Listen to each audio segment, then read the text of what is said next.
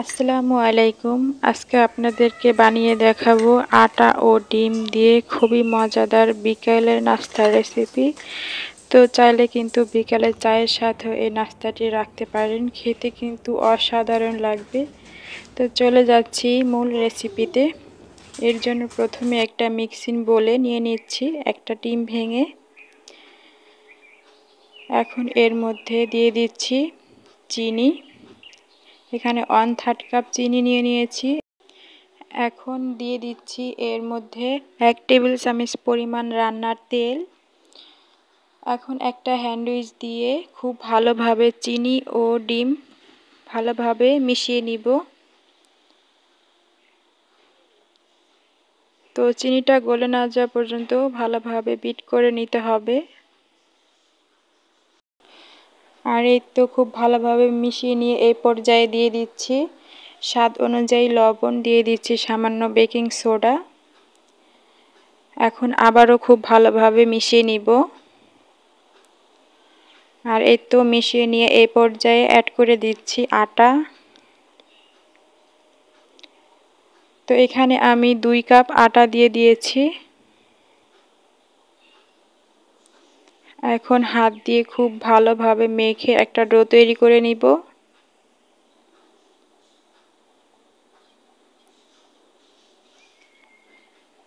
এখানে যদি ডোটা টাইট হয়ে যায় তাহলে এই ক্ষেত্রে সামান্য একটু পানি দিয়ে ডোটা পারফেক্ট করে নিলেই হবে।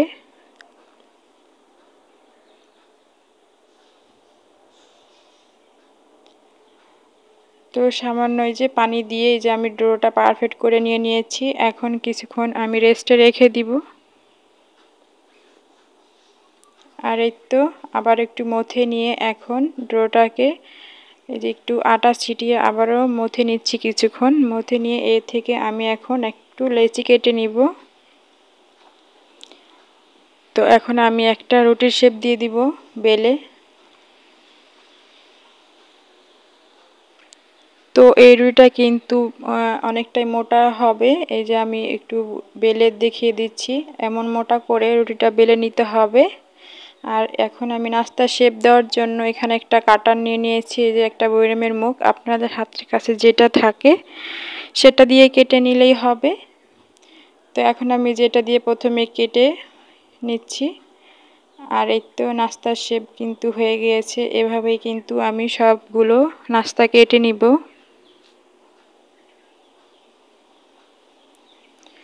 খুবই সহজ, একটু মন দিয়ে দেখলেই বুঝতে পারবেন।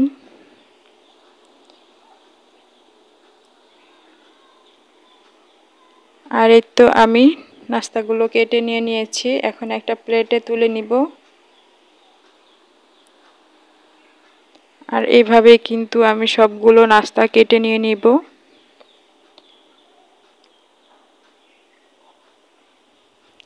এখন আমি ভাজার জন্য চুলায় চলে যাচ্ছি।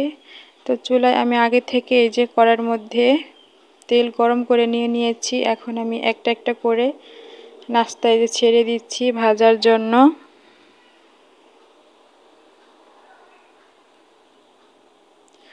আর এখানে আমি অল্প অল্প করেই নাস্তাগুলো ভেজে নিব।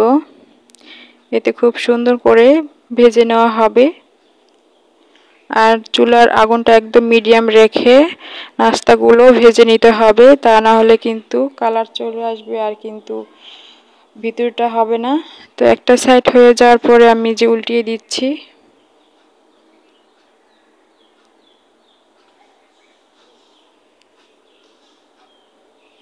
আর এই তো খুব সুন্দর একটা কালার চলে আসছে। নাস্তাগুলো ভেজে নেওয়া হয়ে গিয়েছে। এখন আমি যে তেলে থেকে তুলে নিচ্ছি।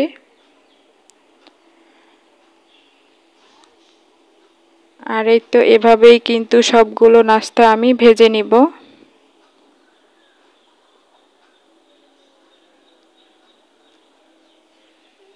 নাস্তাগুলো দেখতে কেমন হয়েছে অবশ্যই কমেন্ট করে জানাবেন। আর এখান থেকে একটা নাস্তা কাছে থেকে দেখিয়ে দিচ্ছি, আর একটু ভেঙেও দেখাচ্ছি ভিতরটা কেমন হয়েছে। আর খেতে কিন্তু খুবই ভালো লাগবে, একবার হলো বাসায় ট্রাই করে দেখবেন। সবাই অনেক বেশি ভালো থাকবেন, সুস্থ থাকবেন। আজকের মতো এই পর্যন্তই। আল্লাহ হাফিজ।